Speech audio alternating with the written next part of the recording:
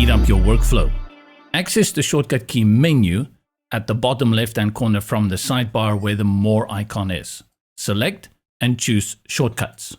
This will open the display where you can view all the various shortcuts that are available. Most shortcuts are a modifier, and on Windows that will be Control plus a letter, and on Mac Command plus a letter. The ones that you're going to use a lot are Save, Control Command S, and Undo, Control Command Z. Go through the list and familiarize yourself with those shortcut keys you are going to use quite often. There's also another shortcut key that's very important, and that is to open this dialog box.